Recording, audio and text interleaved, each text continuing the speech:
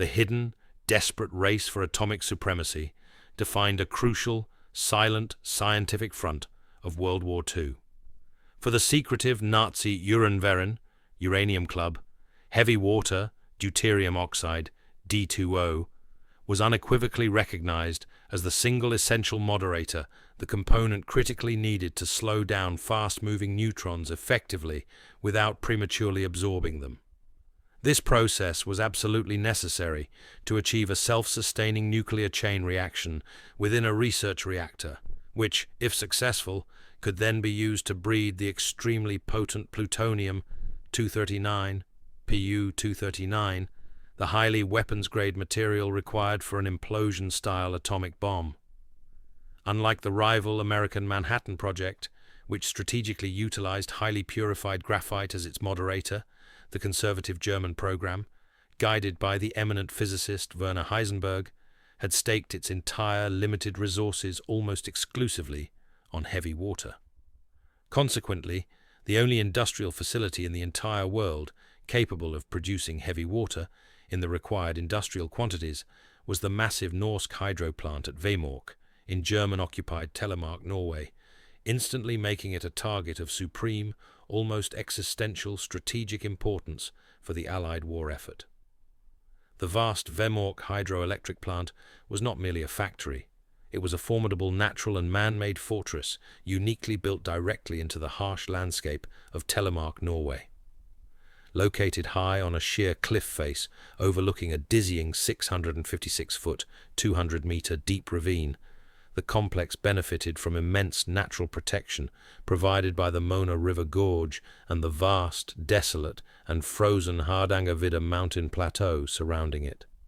This strategic, isolated location inherently made a conventional, direct assault virtually suicidal.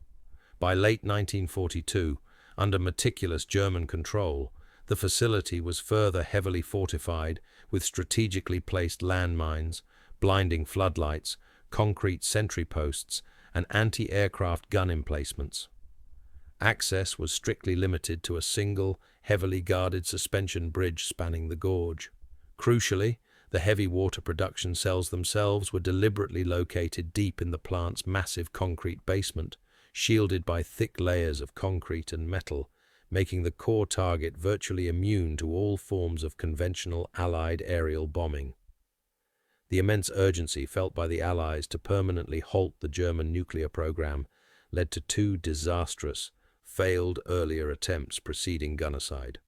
The first of these, Operation Grouse, successfully deployed 4 highly skilled Norwegian Special Operations Executive (SOE) commandos Jens Anton Poulsen, Arne Kjelstrup, Klaus Hellberg, and Knut Haugland onto the Hardangervidda Plateau in October 1942 to act as a crucial scout and advance reconnaissance team.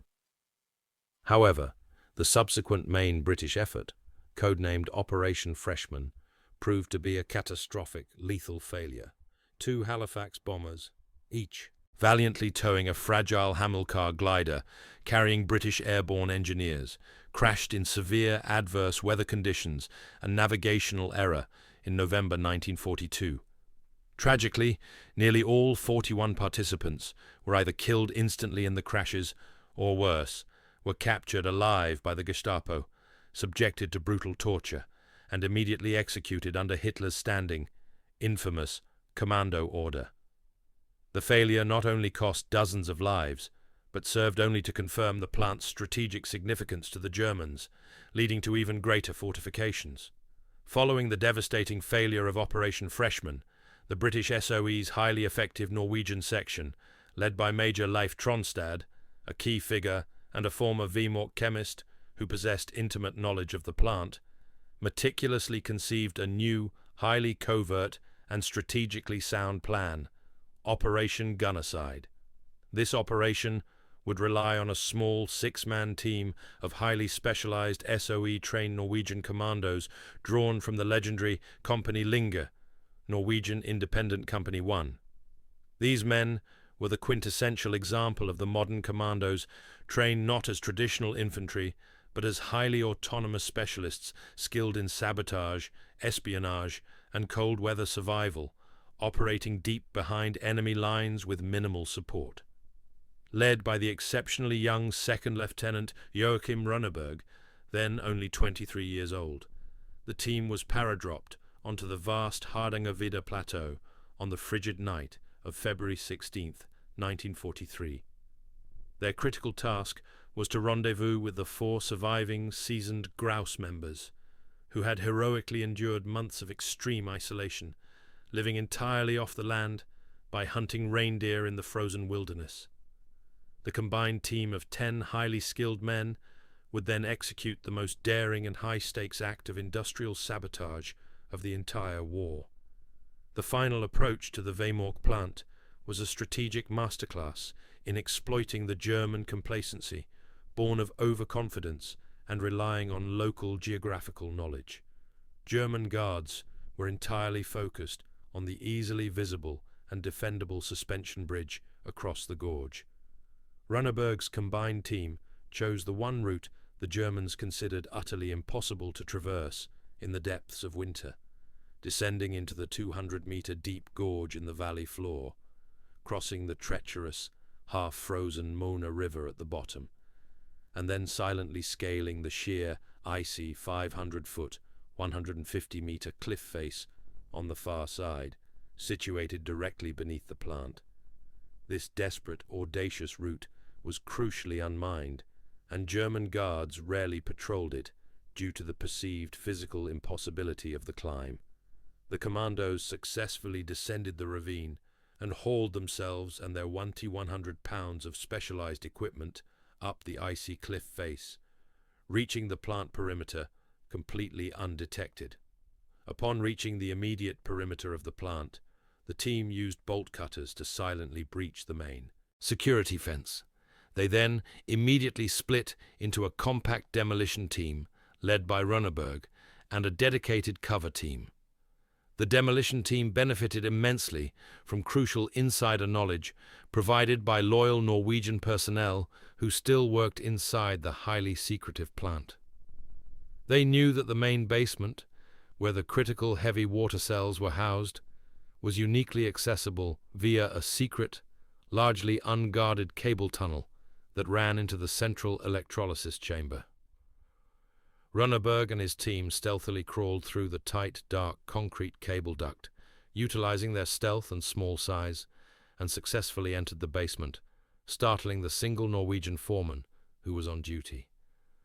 The element of complete, overwhelming surprise, achieved by choosing the impossible route, was total and non-negotiable for the mission's success.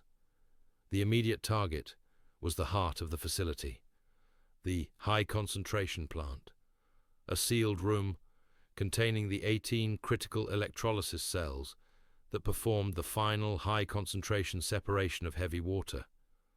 This room housed the entire existing German stock of finished heavy water, alongside the delicate, specialized machinery required to produce it. The demolition team, moving with silent, meticulous military efficiency, placed their customized nitrocellulose charges directly onto the exterior of the cells and the connecting pipework.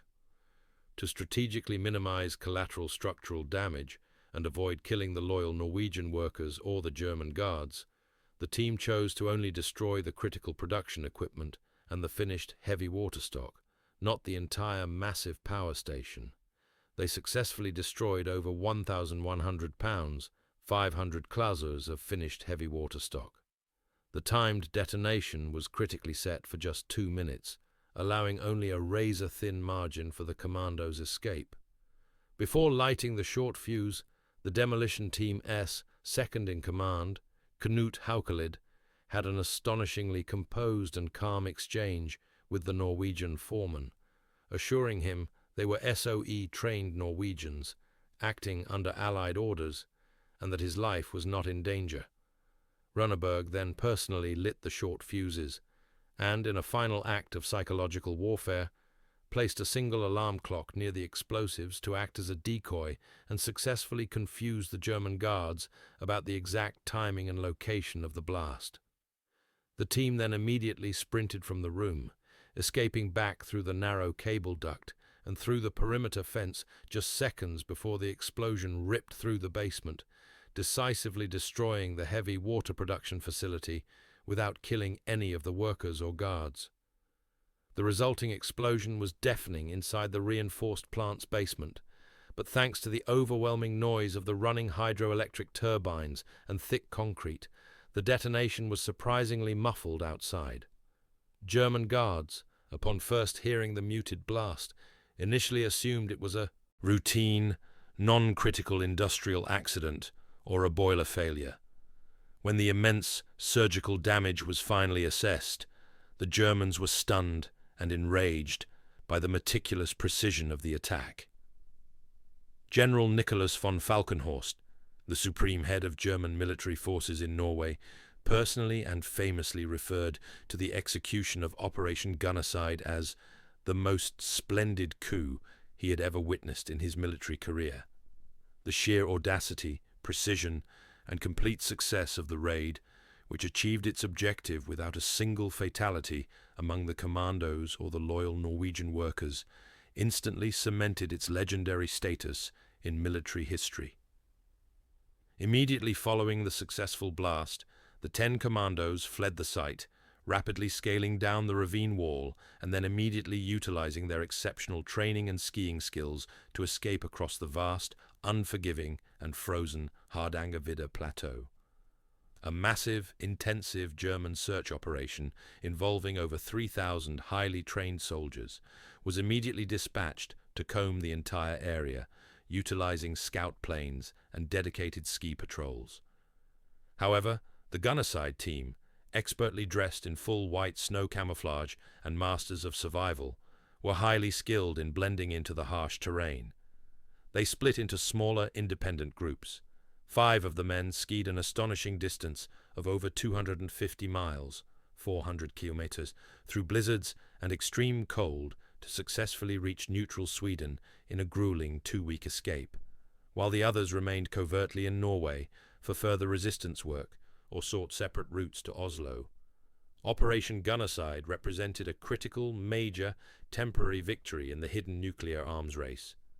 The successful destruction of the electrolysis cells and the entire existing heavy water stock immediately and definitively halted Germany's heavy water production for several crucial months. Although the Germans quickly began extensive repair efforts and attempted to rebuild the facilities, the necessary complex industrial parts had to be sourced slowly and with difficulty from Germany itself. This mandatory delay meant that Werner Heisenberg's key nuclear reactor experiments were significantly and strategically postponed, denying the German project the necessary moderator material to achieve a self-sustaining chain reaction at a critical moment. It was a crucial, time-buying setback that ultimately prevented the uranvarine from reaching the stage of plutonium production before the war's end. Despite the immense surgical damage inflicted by the commandos, the Germans remained desperately determined to resume heavy water production at Vemork. They deployed a large force of specialized engineers and essential materials to repair the heavily damaged plant, realizing its unique, irreplaceable strategic value. Production slowly began a difficult resumption, utilizing remaining partial stocks and rebuilt equipment, though never achieving the pre-sabotage production rate. However, the Allies correctly recognized that a single, one-time sabotage raid would not be sufficient to permanently guarantee success. The continued existence of the production facility remained a massive liability, proving that only total, permanent destruction would ensure the heavy water supply was completely and irreversibly cut off. The limited, costly success of the German rebuild effort immediately prompted the Allies to dramatically escalate their attacks against the plant. In November 1943, the U.S. Army Air Forces, USAAF, launched a massive daytime bombing raid, often referred to as Operation Razzle, against the Vemork plant and the surrounding power station. Around 160 consolidated B-24 Liberator heavy bombers dropped hundreds of bombs on the industrial complex. While the bombing caused extensive superficial damage, and tragically resulted in the deaths of 20 innocent Norwegian civilians, it failed once again to entirely penetrate the deepest, heavily reinforced concrete basement where the core equipment was housed. However, the repeated intensive attacks did finally convince the German High Command that continued, safe production at Vemork was politically and logistically no longer feasible. Convinced beyond a doubt that the exposed Vemork plant was too vulnerable to repeated Allied action, the German High Command made the desperate final decision to relocate all remaining heavy water stock and key production components to Germany for final processing and assembly. The remaining heavy water, including barrels of both finished and critically semi-processed deuterium oxide, was hastily loaded into sealed drums and placed onto railway cars.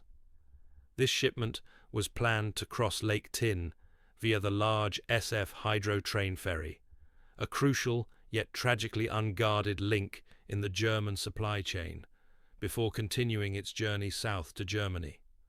Allied intelligence, still supported by the active, brave Norwegian resistance network, received immediate and critical notice of this final, desperate transport attempt.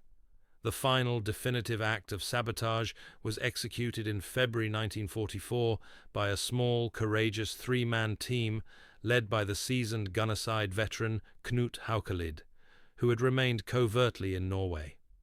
Their strict orders from the SOE were simple and uncompromising: destroy the shipment at all costs.